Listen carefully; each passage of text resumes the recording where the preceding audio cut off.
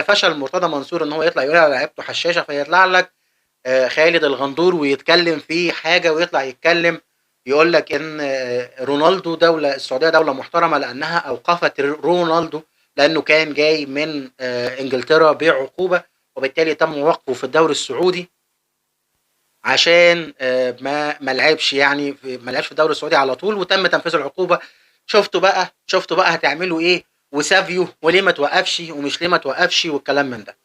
طيب، طبعا اللي حصل في نتيجه هذا الموضوع عامر العمايره رد عليه واتكلم فيه، بس طبعا خالد الغندور لو انتم متخيلين ان هو طالع يتكلم بجد فانتم بتستعبطوا.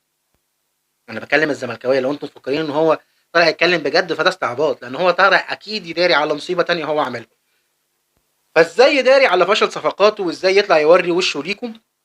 فبيقول لك انا طالع افجر قضيه، الا وهي ازاي برونو سافيو بيلعب في النادي الاهلي رغم انه جاي من الدوري البوليفي وعليه وقف.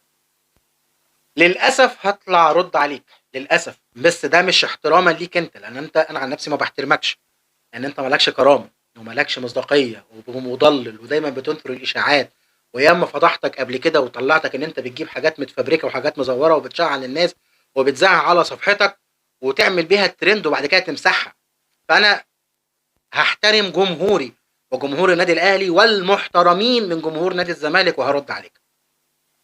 انا من نفس المكان اللي انا فيه ده، انا طلعت قبل كده وشرحت موضوع سافيو، وفي وسط ما كنت انت بتطلع وتتكلم وتقول انا صح انا صح انا صح، انا طلعت وعلمت على حضرتك واثبتت لجمهوري بالدليل الواضح، واثبت بالمستندات ان حضرتك كذاب وان حضرتك كلامك غلط. تمام. وشرحت موضوع عقوبه سافيو وقلت ان هي 4 مباريات بتتنقل معاه قاري، 3 مباريات ما بتتنقلش معاه، ورحنا للماده 72 بتاعه الاتحاد البوليفي والناس بتوعي شاهدين.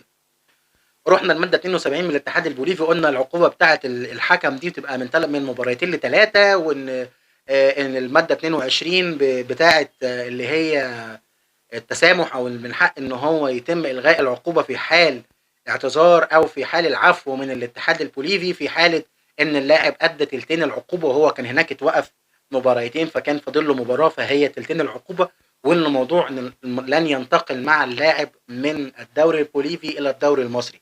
ده رقم 1. رقم 2، رد عامر العمايرة وقال العقوبات لا يطبقها النادي ولكن يتم إعلامه بها من اتحاد الكورة. يعني رونالدو لما خد نادي النصر لما خد البطاقة الدولية بتاعته على نظام التي ام اس، اتكتب تحت تمام يوجد عقوبة على رونالدو تسافر معاه من كذا لكذا وعقوبة ايقاف كذا. لو اتكتب الكلام ده في التي ام اس الاتحاد السعودي لكرة القدم يبلغ نادي النصر النادي بتاعك اللاعب بتاعك ما ينفعش يلعب عدد مباريات كذا. تمام. ف ساعتها الاتحاد السعودي او نادي النصر السعودي يكون ملزم بتنفيذ قرار الاتحاد السعودي لكرة القدم. الاتحاد المصري لكرة القدم لما تم بعث البطاقة الدولية لبرونو سافيو للاتحاد المصري لكرة القدم ومن ثم للنادي الاهلي، لم يرد هناك اي قرار او اي احاطة او اي معلومة حول ايقاف سافيو. ليه؟ لانها طبقا للاتحاد البوليفي لا تنتقل معها العقوبة لأنها أقل من الحد المسموح به وهو 4 مباريات أو أكثر من 3 شهور. فبالتالي أنت طالع تهري. هل أنت يا خالد يا غندور ما أنتش عارف كده؟ لا أنت عارف.